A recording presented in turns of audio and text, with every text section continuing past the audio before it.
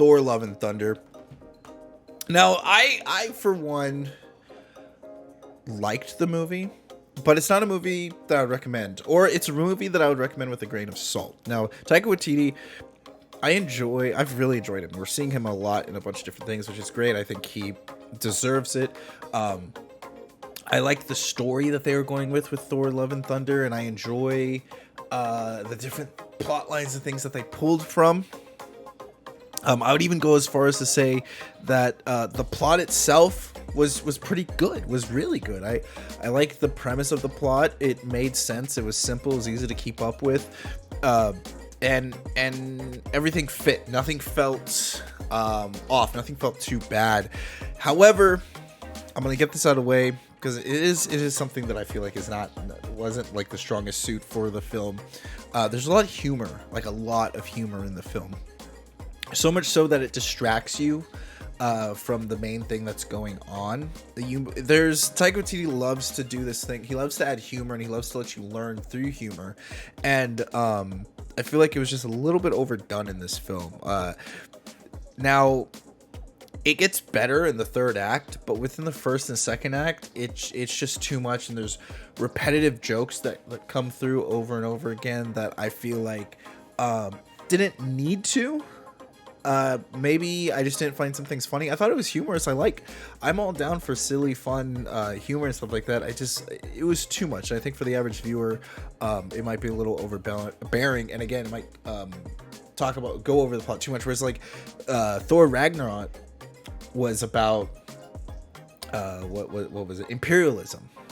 This movie is a little bit more. It has like the same themes. But it's more about like upper class and lower class, like rich versus poor, and it does a good job displaying it. It does a good job having our characters go through their arcs and having them face their difficulties. So I think like every character in the cast, the supporting cast, is really well done, and you can see the arcs happen.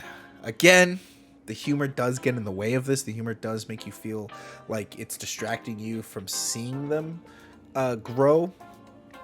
I am, for one, I do understand, and I've said this in the past. I think I've complained about this in the past, but I've kind of changed my mind about it, which is funny. I, for one, think that humor has a good place in serious moments. I think there's something cool about being able to find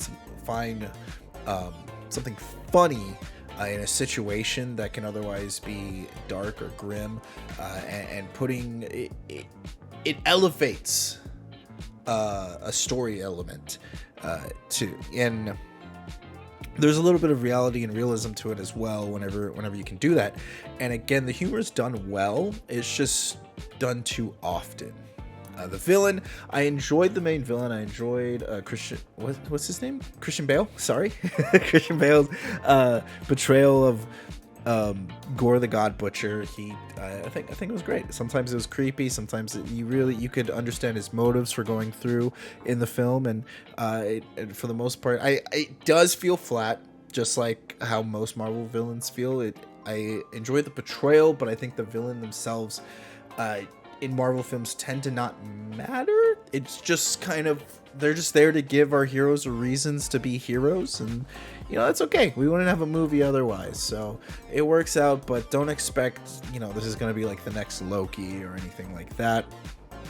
Other than that, you could tell that Chris Hemsworth and Natalie Portman, or Chris Hemsworth for sure, is just having fun being Thor. You can genuinely tell that everyone in the cast and crew is having fun playing their roles and just messing around and getting to improvise and being a little satirical in some of the situations, and putting a little satire in some of the situations that they get to be part of.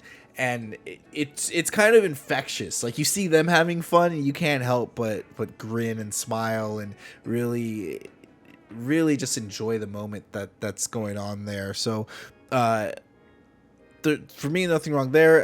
It was cool seeing Natalie Portman in the film. It was cool seeing her. We already know that she's going to be in there as like Lady Thor, Mighty Thor. So she's I thought it was good. I thought she portrayed it really well and really cool. It was interesting seeing her do kind of like some of the improv humor scenes with some of the other guys, and but they did, if you read the comic books, you know, they did leave some, they did put in some Easter eggs for you guys there, or if you're online like I am, scouring the internet, looking, you know, trying to learn as much of the comic books as possible before watching the film, it'll pay off. Your information will pay off. So overall, the editing, this is what got me when I was watching the film. Like the editing, kind of, I said this too, it kind of felt like they were filming it while in quarantine. I don't know, some shots just looked like they were just awkwardly put, and like the background just felt weird from the foreground, and but it wasn't bad. This is me kind of just nitpicking. Everything looked phenomenal and was artistic and really, really great to watch. I mean, if you see the trailers, that's the whole film, and it just goes on from there. So good work to the CGI and props. The action scenes, this is very important for me. The choreographing was great and fun and able to understand, and you'll enjoy it. You'll enjoy it. It's a movie that keeps you going for the whole time. However, I do have to strike it down. It was simplistic, nothing crazy groundbreaking happening. It's just a good summer blockbuster film, if we're gonna be honest, and I'd give it like a 7, maybe like a 6 out of 10. But tell me what your thoughts are about the film, if you've already seen it or if you're looking to go see it.